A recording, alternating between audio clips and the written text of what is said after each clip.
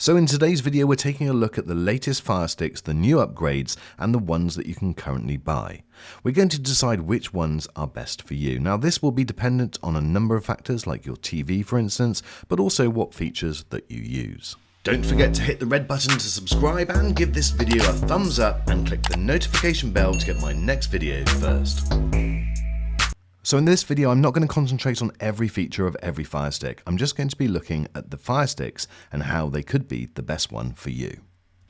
So the four latest Fire TV Sticks are the Fire TV Stick Lite, the Fire TV Stick, the Fire TV Stick 4K, and the Fire TV Stick 4K Max. But which one is right for you? Now it's important to know that the upgrades this year are at best minimal, and so therefore if you've got one from last year, then it's probably not worth upgrading. But let's run through some of the features of each Fire Stick and choose which one might be right. One thing to consider is the processor. This is the chip inside these devices and it will affect how quickly they run. The Fire TV Stick Lite and the Fire TV Stick both have an identical chip running at exactly the same speed, so you shouldn't really notice that much difference. However, with the Fire TV Stick 4K and the Fire TV Stick 4K Max, they are different. These are the two newer models and so they have the new MediaTek chip. The Fire TV Stick will run quad-core up to 1.7 GHz, but because it's the newer chip, it should run faster than the previous versions. And the Fire TV Stick 4K Max is the same chip, but it runs up to 2.0 GHz, which should mean it's even faster. The remote controls are also very different on all four devices. On the basic Fire TV Stick Lite, it's really just basic functions. You do have Alexa control, but you've also got the shortcut functions with Prime Video, Netflix, Disney and Amazon Music. That might be different in some areas. With the Fire TV Stick, you get a couple of extra functions where you can control a third-party device. So you'll be able to control the volume, for instance, on your TV. You've got the up and down buttons and you've also got the mute button. This is also the same on the Fire TV Stick 4K. You can control the volume of your third-party device, so your TV for instance, or projector. But with the Fire TV Stick 4K Max, not only can you control the volume, but you can actually control the channels as well. This is great for surfing live TV for instance. And you've got extra functions like a recent button and the settings button. This way you can access it all without having to fiddle around with the round controller in the middle. I know on that previous screen the shortcut buttons on the two newer versions were greyed out, but that's just because it was an image. In reality you get Prime Video, Netflix, apps and Amazon Music. Now this may be different for some of you. It isn't always the same on every device in every country, but there will be shortcut buttons there and I quite like having the apps store available right from the button. So before I show you things like live view and ambient experiences, these are the main stat differences between all four of these devices. Now the main thing to take away from this is the Fire TV Stick Lite and the Fire TV Stick are just 1080p resolution.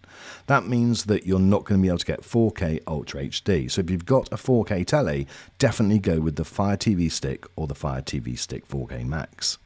Now also, if that 4K TV has got Dolby Vision support, then again that's another reason to go for the Fire TV Stick 4K or the Fire TV Stick 4K Max, because both support Dolby Vision. Another consideration is storage and memory. Now the storage and memory on the two basic models, the Fire TV Stick Lite and the Fire TV Stick, are the same. Whereas you do get an extra gigabyte worth of memory on the Fire TV Stick 4K. And this is operating memory, so therefore it should run smoother. But if you're looking for actually more storage, then you should go for the Fire TV Stick 4K Max, because this has 16 gigabytes of storage. So if you're someone that likes to download games, for instance, to your device, then you'll get a lot more on the Fire TV Stick 4K Max.